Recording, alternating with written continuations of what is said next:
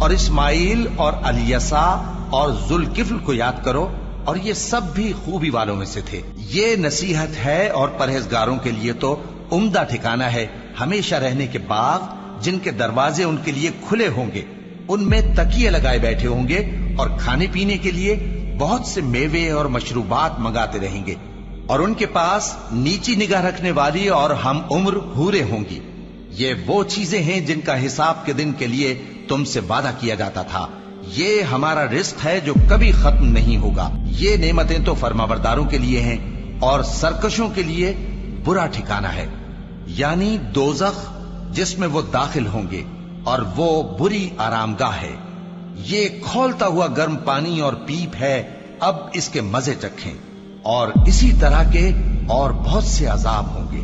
یہ ایک فوج ہے جو تمہارے ساتھ گھستی چلی آ رہی ہے، ان کو خوشامدید نہ کہا جائے۔ یہ دوزخ میں جانے والے ہیں، کہیں گے بلکہ تمہیں کو خوشامدید نہ کہا جائے، تمہیں تو یہ بلا ہمارے سامنے لائے ہو، سو یہ برا ٹھکانہ ہے۔ وہ کہیں گے اے پروردگار، جو اس کو ہمارے سامنے لایا ہے اس کو دوزخ میں دگنا عذاب دے، اور کہیں گے کیا سبب ہے کہ یہاں ہم ان لوگوں کو نہیں دیکھتے جن کو ہم بروں میں شمار کرتے تھے؟ کیا ہم نے ان سے ٹھٹھا کیا ہے، یا ہماری آنکھیں ان کی طرف سے پھر گئی ہیں؟ بے شک یہ اہل دوزخ کا جھگڑنا برحق ہے۔ کہہ دو کہ میں تو صرف خبردار کرنے والا ہوں، اور اللہ اکیلے اور غالب کے سوا کوئی معبود نہیں، جو آسمانوں اور زمین اور جو مخلوق ان میں ہے سب کا مالک ہے، غالب ہے، بخشنے والا۔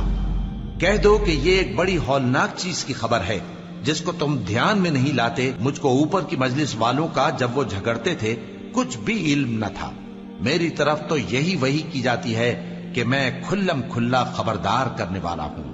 جب تمہارے پروردگار نے فرشتوں سے کہا کہ میں مٹی سے انسان بنانے والا ہوں، جب میں اس کو درست کر لوں اور اس میں اپنی روح پھونک دوں تو اس کے آگے سجدے میں گر پڑنا، سو تمام فرشتوں نے سجدہ کیا مگر ابلیس کہ وہ اکڑ بیٹھا اور کافروں میں ہو گیا۔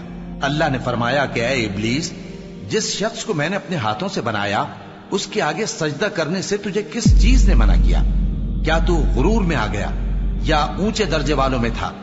بولا کہ میں اس سے بہتر ہوں کہ تو نے مجھ کو آگ سے پیدا کیا اور اسے مٹی سے بنایا۔ فرمایا بس یہاں سے نکل جا، تو مردود ہے اور تجھ پر قیامت کے دن تک میری لعنت پڑتی رہے گی۔ کہنے لگا کہ میرے پروردگار، اچھا تو مجھے اس روز تک کہ لوگ اٹھائے جائیں مہلت دے۔ فرمایا کہ تجھ کو مہلت دی جاتی ہے اس روز تک جس کا وقت مقرر ہے۔ کہنے لگا کہ مجھے تیری عزت کی قسم، میں ان سب کو بہکاتا رہوں گا سوائے ان کے جو تیرے چنے ہوئے بندے ہیں۔ فرمایا ٹھیک ہے، اور میں ٹھیک ہی کہتا ہوں کہ میں تجھ سے اور جو ان میں سے تیری پیروی کریں گے سب سے جہنم کو بھر دوں گا۔ اے پیغمبر، کہہ دو کہ میں تم سے اس کا صلہ نہیں مانگتا اور نہ میں بناوٹ کرنے والوں میں ہوں۔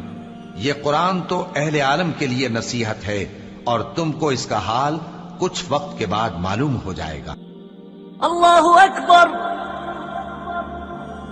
اللہ